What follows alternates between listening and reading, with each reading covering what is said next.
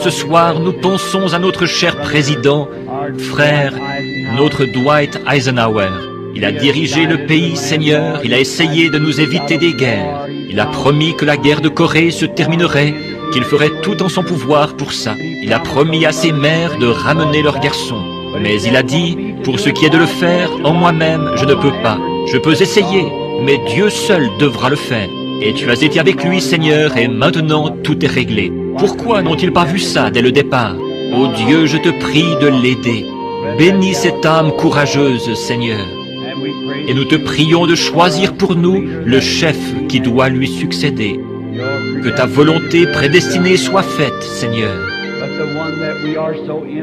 Mais celui à qui nous portons tant d'intérêt ce soir, outre les affaires nationales, c'est à cet être grand et glorieux qui viendra établir un royaume qui n'aura pas de fin.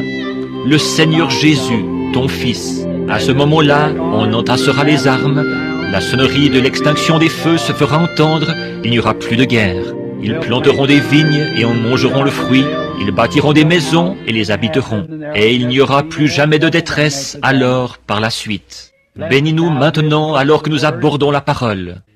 Et Père, tu sais pour quelle raison j'aborde la parole en prenant ce passage-ci de l'Écriture. C'est parce que je sens que c'est comme ça que tu veux que je le fasse, que c'est ta volonté divine, c'est selon ton ordre, c'est à l'ordre du jour d'amener les gens à trouver leur position, leur place, afin d'être prêts pour l'heure de la bataille. Comme notre frère le disait dans la prière qu'il t'a adressée tout à l'heure, « Oh, tu nous formes depuis si longtemps, Seigneur. Maintenant, Père, donne-nous nos grades. Place-nous dans la position où nous devons œuvrer pour que nous puissions nous occuper des affaires du Père. Car nous le demandons au nom de Jésus ton Fils. Amen. » Cet après-midi, j'ai passé un après-midi assez agréable à parler avec l'infirmière d'un médecin bien connu de Louisville. Ils avaient entendu parler des choses glorieuses que le Seigneur fait. Son père était médecin. Elle est venue, et elle a passé la plus grande partie de l'après-midi assise dans mon bureau. Elle est entrée tout bonnement, elle m'a payé une petite visite, une personne merveilleuse.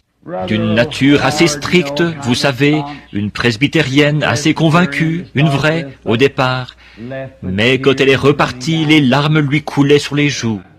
Oh, Dieu en a partout, dans des cabinets de médecins, chez les infirmières. Je ne crois pas qu'il y ait une seule infirmière de l'hôpital Norton's Infirmary à qui je n'ai témoigné du Saint-Esprit et à qui je n'ai demandé si elle avait été baptisée au nom de Jésus. Pas un seul des médecins avec lesquels je suis entré en contact, nulle part, ni Perse. Voyez, parlez Laurent, nous n'avons pas...